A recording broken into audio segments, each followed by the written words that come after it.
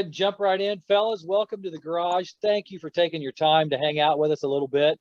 We love Orbis Max. I mean, you guys are, I mean, I just can't tell you.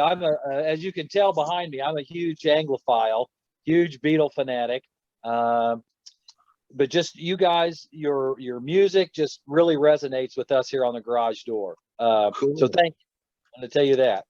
Thank you very much. So Orbis Max is made up of Bruce Walker. Hello, Bruce. That's me. Craig Karlstrom. Did I say that right, Craig? Karlstrom. Yep, that's me. Awesome. Dennis George. Am I saying that right? Dennis Onion. Dennis is He's muted. Yeah. Okay. Is he not allowed to talk or? Yeah, we let him talk. Only thing. We keep him Craig on does a that short to me. leash. It'll hit my mute all the time. And Don Bach. Hello, Don. Hi, everybody. Well, guys, tell us about how Orbis Max started. The research that we've done, you guys started in the 70s, correct? That's right. No? Yeah, that's right. Don and I and our sax player Johnny View and our drummer, he's not with us today.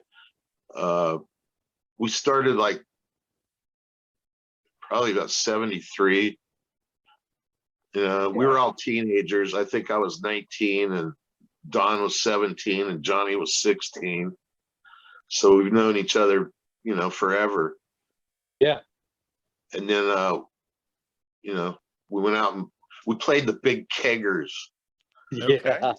1,000 people on a flatbed truck. And so we kind of had a reputation around the county, And then, Were you doing originals then, or just mainly covers? Like, No, I mean, when no. our band was covers.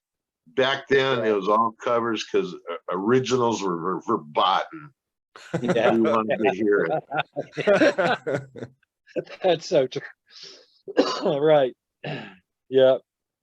So from there, are you guys? You kind of played gigs all around I take it the San Diego area. Is that correct?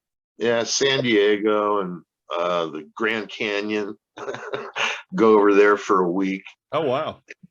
And a couple of wedding gigs in Vegas. Oh man. And as a kid, that had to be fun. Oh yeah, oh yeah. And then I don't know. By the end of the 70s, we couldn't get a gig because we refused to play what was popular. Yes. Yes. And we started trying to do, try to do the covers of the day and what was on MTV or whatever. And guys in the band started getting offers for a gig, from other bands that were gigging. Yeah.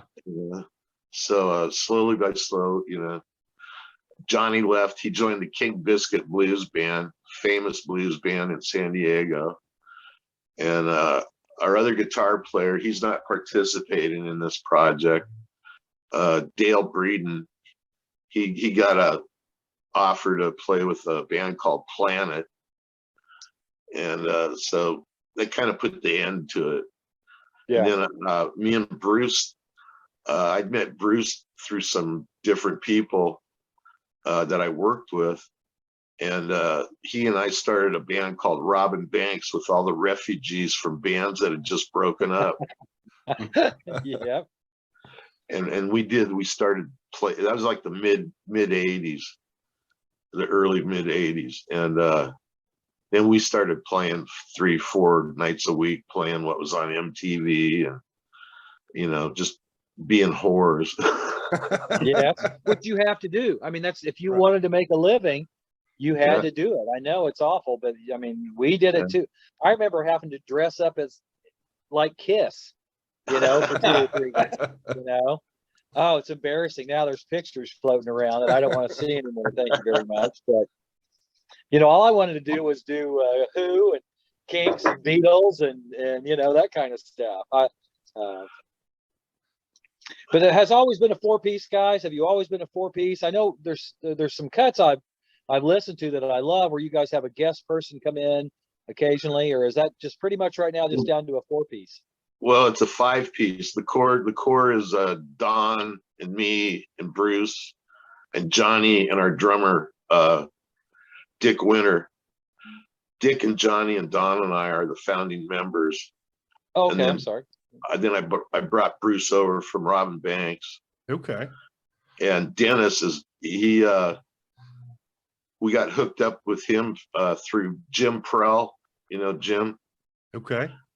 He hooked us up with him, and we got him into write lyrics and do some vocals. So he's one of the vocalists in our chorale there. Yeah.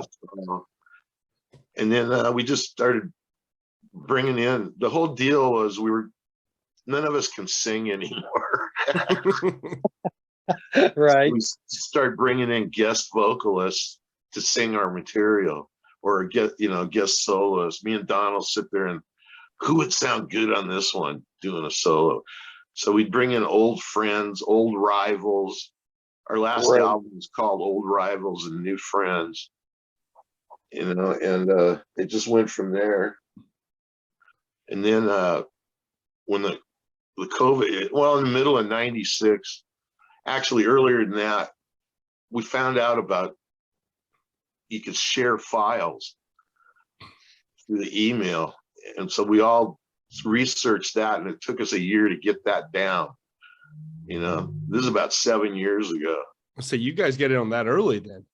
Yeah. So when the COVID hit, we had a leg up on everybody. Right. So about mid 2019, we started reaching out to other artists, in the community that we float around through.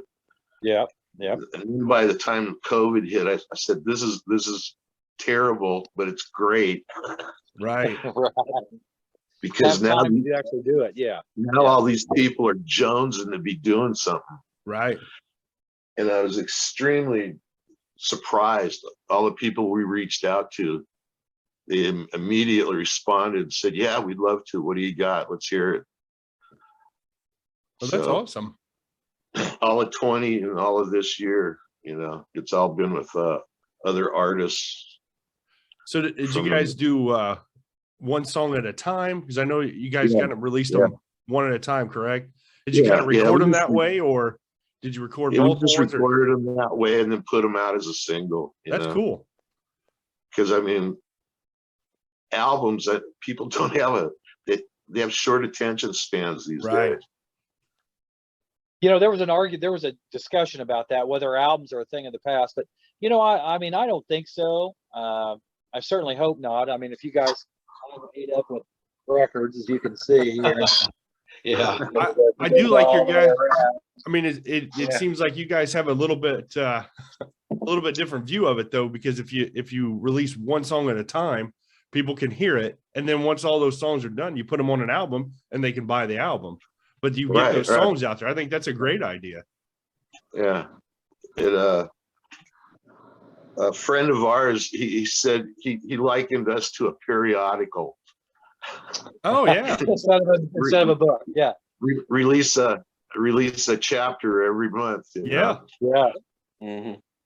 But that's what Ringo's went to that. I don't know if you guys got his last 2 EPs, but he said he's just doing EPs now. Yeah. I think Change the World, was that the last one? I can't remember. Yeah. With Steve Lukather, Yeah. Yeah. really good. Oh my gosh. He's amazing. He is amazing. But I saw you guys had done a cover of the Little Feat song Willin'. Yeah. And Rich Fassler, I'd never heard that name before. Is that just another one of the ex-bandmates floating around? No, that's just some guy. We've never met the guy. Yeah, he's a friend. Well, okay. Let me chime in on that. Yeah. He's a friend of my brother-in-law, and they Okay. knew each other in college, way back when, and they sang together in a group. And so we had Willand already done, and Craig had sang the vocal on it, and Craig always said, I don't like my voice, so I found out about this guy Rich because my brother-in-law sent me a song that he and Rich sang together, and it was a real simple folk song. But I thought, wow, that voice might work for Willen. Let's give him a shout. And I got him convinced to do it, and he did pretty good on it, I Oh, thought. he nailed it. I think it sounds great. Yeah, Just yeah. it's great. It's a Yeah. great track anyway. I mean, Yeah, it's a good one. I mean, that's we don't do fantastic. very many covers, but that was one we decided to do because, yeah, Little Feat. We do a few. We have a few other covers. We haven't really emphasized those as much. Ooh, baby, baby. Ooh, baby, baby with Lisa. That was a really. Oh, I haven't heard that one. Okay. Oh, you should. Yeah, you should. I think that's on the Bandcamp site if you want to listen to it. Yeah, she did a really great job on that. Yeah, nice. Well, in our rotation, we've played with a girl and walking the streets quite a bit. I mean, that's in our pretty much constant rotation. We do we're terrestrial radio, but we also we do Rag House Media on an internet station, but we started our own called Authentic Radio. So we're programming, and you guys are on there. Oh wow, that's nice. Yeah. So far, we've made minus $212. That's pretty good. I think You're we've doing made pretty enough. good. We've made enough to get a large pizza and a 12-pack for our new album. Yeah. It's like a tip jar, they Yeah. throw it in our tip jar. Because Bandcamp, we put it up on Bandcamp. For a while, we were putting it for a price, but now it's just like, okay, pay what you want. If you don't want to pay, fine, download it. But if you want to pay, and people have paid, and it's kind of gratifying when we see that, oh yeah, somebody decided to pay even though they could have gotten it for free. Right. Yeah. Yeah. Well, that's Well, good. I mean, we're all about supporting the artists. You want to. Yeah. You got to help them out. So. Well, that's kind of like us. We bring these other people in. They're people that we've heard that we dig, and we think other people should hear them. Right. So Yeah. Which is to me what it's all about. It's all sharing that authenticity. And you guys are authentic. I mean, we love it. And that's what we stress on Garage Door and on Authentic Radio. Real stuff. It's amazing on the COVID collaborations you guys got, the difference in the songs. Like some of them are power pop, and then you've got the blues kind of numbers. And I like how you guys are kind of all over the place with it. And that's cool to me. Yeah. It's not the same thing over and over again, which is a plus. So that's what Orbis was all about. We could never be stuck in one genre. Right. People hated us for it. But I love it. Since you guys have done these file sharings where you do everything from a distance, have you guys all ever gotten together and played since you've done that? Or not in 30 years. That's crazy. We have not been in the same room together, all of us, in probably the last 3 decades. Wow. We've been together in certain groups, but somebody's always been missing. They had a gig or a previous commitment. Yeah. But when we first started doing this, it was like it only took 1 or 2 songs to get the chemistry back, and then it was just it's almost like we can read each other's minds. That's great that you guys are able to do this from a distance with one another. So. Well, yeah, and it sounds organic. I mean, it sounds like you guys are used to the dynamics of playing together in the same room. I mean, the way you guys interact with each other, I mean, it's dynamite. Well, speaking for our drummer, I know he does his thing, but he does it last a lot, and it's kind of unusual in a recording process to put a drummer at the end. And he plays to a click track, and he just nails it. But he really would prefer if we could do more live sessions where he starts it up and he's the beginning of it. And he's local, and well, he's in Arizona now, but he drives out here to San Diego. So we're thinking we might try to do more of that. We've done it in the past where himself and I play guitar. We'll be in the same room. We'll at least lay down something live like that to begin the song, instead of the way we've been doing it, which is basically lay in a drum loop and then put the other parts on top of it, and then put him in last with a click track to put his parts on. So that's a challenge in our process. I mean, other than that though, we do click well together. You got that. It's true. Don, any other challenges that you face doing it this way? I mean, anything else besides Lost Files or, No, I haven't seen Lost Files. Challenges, sometimes, you gotta, because I'm kind of like the tech guy. I have to sync things, and sometimes things come off a little bit slightly off sync, especially when we use outside artists. We're using a guy named Martin Holt right now. He's a British guy, and we asked him to play a 12-string part on the latest song we're working on. It's not out yet. And he did a good job, but his syncing was off a little bit. He used a different software or something. I don't know what happened. So my job is, since I can hear and hear the music, and I just have to shift him around a little bit in the workstation and go, okay, now it's right. Now that's how it should sound. And that's all. That's really it. I mean, we've gotten pretty good at it. I mean, actually, over these last few years, we've actually improved our. And I've learned a lot, because I didn't used to know how to do recording and things like that 7 years ago when we first started, but now I'm getting better at it. It took us a year to figure it out. Yeah. Yeah. True. Do you guys when use Garage? we you guys first use started Garage doing it, we didn't know how to save out the tracks individually, so we were doing it Sergeant Pepper style. Somebody would send a full mix of a song with all the vocals, then we'd all add a part, mix it in, and send it to the next guy. And it was just, we had no control over the volume of each track. Right. Yeah. Do you use GarageBand, or what do you use as your platform, your editing platform, or your recording platform? Some guys are using Audacity. Yeah. Craig and Bruce do that. Dennis uses GarageBand. I use a software called Reaper. Okay. Which is kind of a poor man's Pro Tools, but it works well. Yeah. I tell you, if you look online about it, there's a lot of videos, tutorials. It's got that complex feature set. You can put plugins into it, so I can put all these effects of reverb and EQ and all the fun things that you need to have, that you want to have in modern recording. It has ability to, copy and paste, and, just everything. It's got everything in it.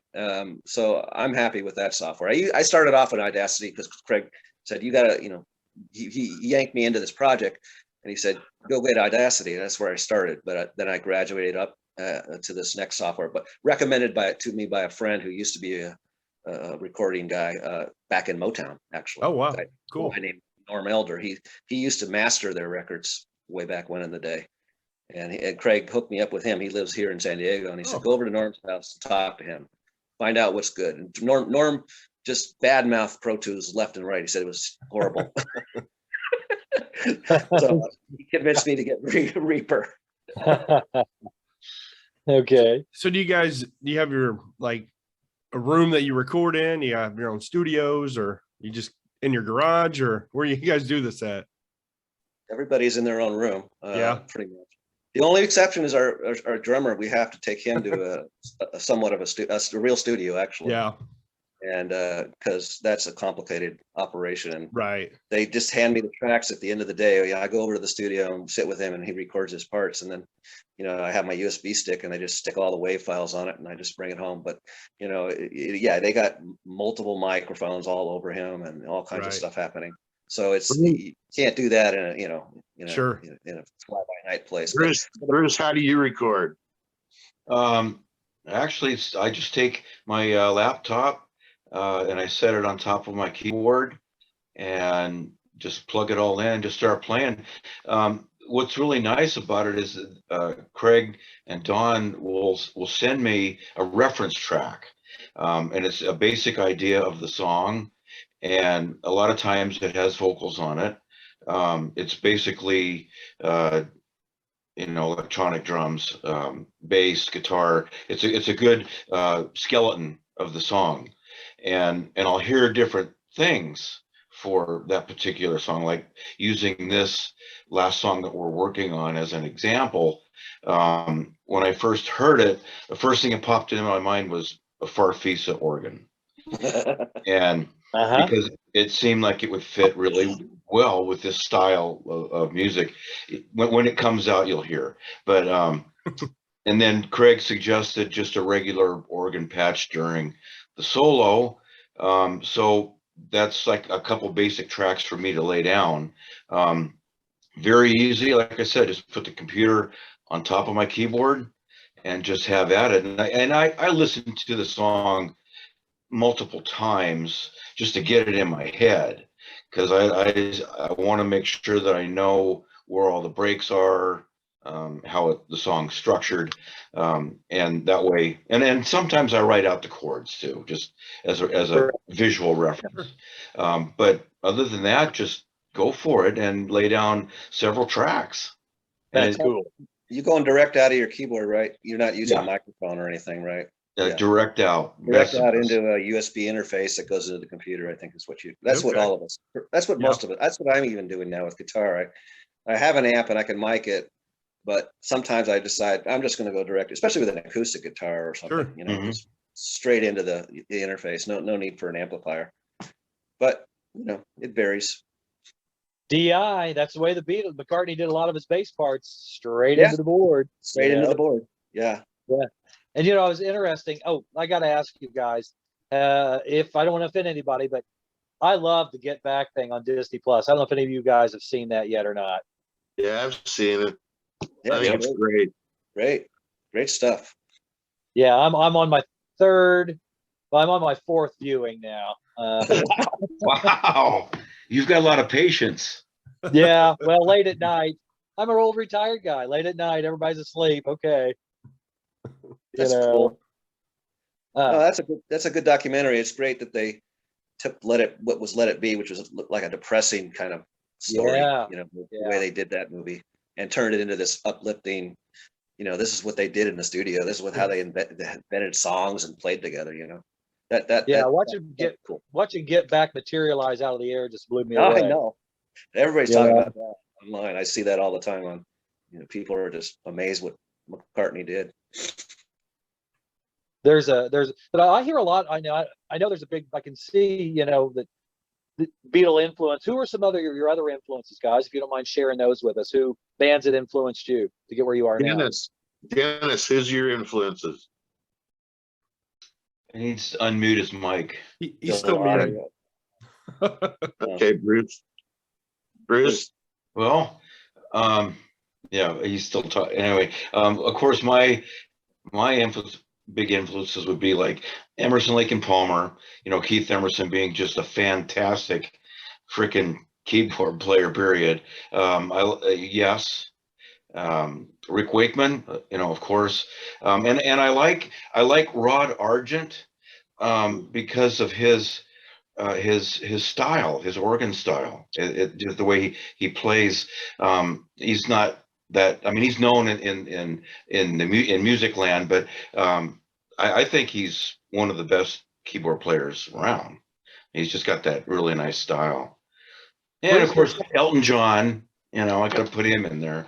Well, Bruce, what I've heard a little bit now, maybe I'm totally off base, but I hear a little Nicky Hopkins and some of the way you're able to cover some of the keyboards a little bit in there too. I'm sure probably osmosis, but yeah, Nicky Hopkins has always been, at least in my mind, present in the Rolling Stones recordings. But his parts are just kind of laid in the background. They're just there, but you can pick them out. And, yes, and I like that style. Yeah, Yeah. we do some stuff that's kind of like the Stones, like the song called "On the Radio," and Yep. that required that kind of sound. That keyboard that came in on that, yeah, that just helped make that sound of it. yeah, we play that one too. Yeah. That's with, I can never say it right, Giovanni Blanco or something like that. Okay. Yeah. Yeah, he's got the Truck Stop mixtape show once a week from LA. Oh, okay. And Yeah. Never Yeah, heard of it. he sang on it, and he was great. And we had the saxophone. Our saxophone player was featured on it, Johnny, and he was Bobby Keys on that show. Yeah. Now, Don, a few of your influences, if you don't mind sharing. Sure, you know, obviously the Beatles were early on. Jimi Hendrix, of course. Guitar. I'm a guitar player, so you know what else am I going to say? Eric Clapton, Jeff Beck, you know, Frank Zappa.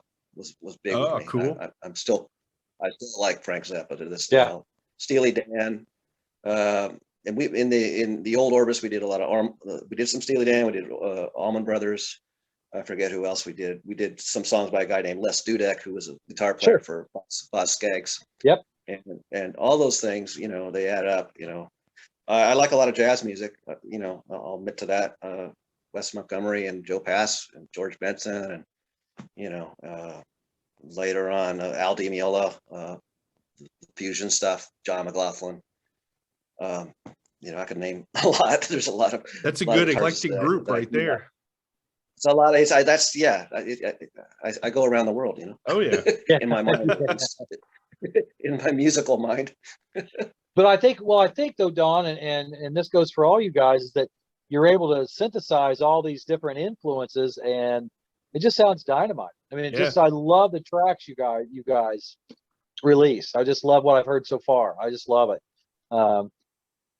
With a little bit of a psychedelic turn in there. I like a little little psychedelic lyrics every now and then, We do a little bit of that. We had a little of that. I don't know what you call it. Yeah, psychedelic-y stuff. It's Beatle-y. I even threw a backwards guitar in on one of the songs. That was fun. That was fun to do. Yeah. Yeah. Plus, plus we have our guy Rod from yeah. Liverpool. Yeah. He's the guy singing Girl. He wrote that. Okay. He was the first guy.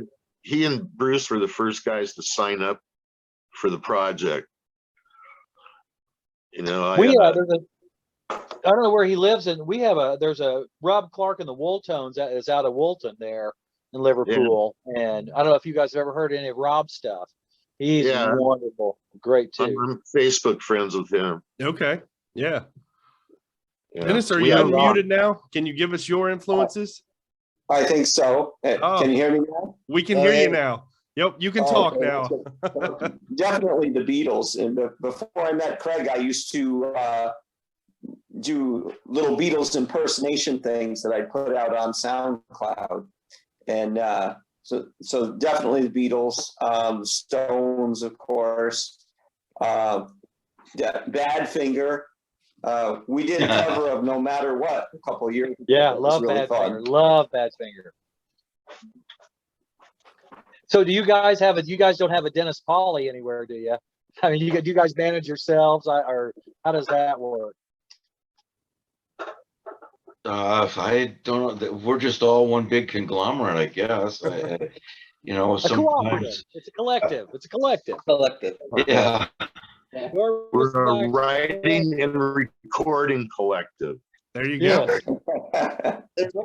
We're not really in it for the money, actually, and we don't make money. And it's like there's really no need. There's no need for a manager as such, at least at this point. Right. Sometimes we make jokes about, oh yeah, we're going to go on tour, but that's not going to happen. We wish you guys look. Greg and I have talked about this. We wish you guys would. Wish there was somehow a couple of years from now you guys could do a mini tour. We'd go wherever you were. Yeah. We're too old. That'd be great. I know. Let's see. We would need probably a couple guitars, probably 2 keyboard players, backup vocalists. I mean, It's a big production. You got a dozen people up on stage by the time you're up there, huh? Yeah. The Orbis Review. Be like Tedeschi Trucks Band. Tedeschi Trucks Band's like that for real. They go out on the road and they take a bus and they go all together, and it's amazing. I think they're great. I saw them live down here in San Diego a few years ago, and it was just great. Yeah. They talk about authentic and organic. I mean, Tedeschi Trucks is just amazing. But tell us about the new LP, you guys, real fast. It's called the COVID Collaborative. Is that right? Collaborations. Okay, sorry. The COVID Collaborations. It's just basically all the best singles that we've done since the middle of 2019 through last month or whatever, and we put them all in one place. because each one of these songs, we released them as a single, and they've done well. They've charted, they've been played on all this radio shows, but it's like once they're gone, they're gone. They're out of everybody's head. So we decided we'll put them all in one place and see what happens. Yeah, and Craig is talking. He's the one that came up with the song order and which songs to put on it.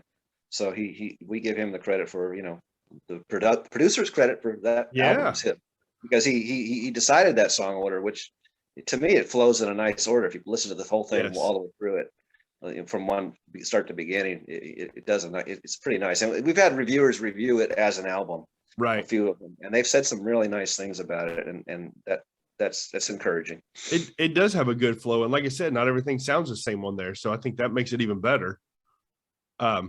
Is it all just digital, or do you have any plans on putting it out on CD or vinyl or anything like that?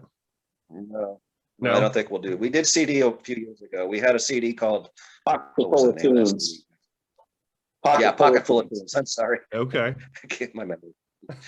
And that was a physical CD, and we didn't sell enough to justify it. It was so right. Well, I would love to see it on vinyl. Being the vinyl guy I am, I'd love to see you guys. I'd love to spin you guys on some vinyl. What's up with vinyl? I don't know, man. I'm not going to debate you. It's like I still have vinyl. It's probably sitting in a box in my closet somewhere, and I have a turntable that's not hooked up. I haven't turned that on since the 80s when the CDs came out. Vinyl. Well, I think somebody needs to run over to your house and just Yeah, gotcha. I hear you. So where is everybody located? Real fast, if you don't mind going over that again, Don. Starting with you. You are in San Diego. Yeah, I'm San Diego location. Yep. I'm northern San Diego, the San Marcos area. Okay. I'm in North Dallas County, Texas. Okay. Dennis? Dennis, and where are you at? I'm in North Carolina. Oh, okay. Wow. And our drummer, he used to be in San Diego, northern part of San Diego, but he chose to move to Arizona recently when they retired. Okay. And but he still has family here. His son lives out here, so he drives out here every so often, and we get a recording session with him. So This is the family. he's still to us. And then of course Rod, he's in Liverpool. Okay. Well, we love Orbis Max on Authentic Radio, Craig, in the garage door. I'm impressed. It's been a pleasure to talk with you guys. Now, I don't know if Craig has talked to you very much yet, but we would love, you guys are welcome to do an hour on our station. If you would like to do an hour on our station of just Orbis music, talking, whatever you'd like to do, we're like the early days of ESPN. We need content. We need stuff on there. Well, maybe we can load up an hour of our stuff. Yeah, absolutely. Yeah. Yeah. This you guys for the whole hour. Yeah. This new single we're working on. You guys know the Boogeyman, Dave Kaufman. Okay. From 11L Radio in New York, Okay. New York City. He's doing a thing. Him and the Aaron from Power Popaholic. Yeah. They just put up a Bandcamp page, and what it is they invited us to cover a song that Dave and Vinny Zuma, he's the bass player for Joe Jackson. Yeah. They wrote a song, and Dave said, you guys want to cover it? And we said, sure. So we're working on that. It's very 60s. Very cool. And it should come out within the next 10 days.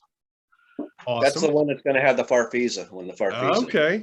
Yeah, it begs for it. It's. I think somebody. I think it was Dennis. He said it sounded like That Thing You Do. That song from that movie. Great song. Yeah. It has that kind of. It's that way kind of revved vibe. up though. It's pretty.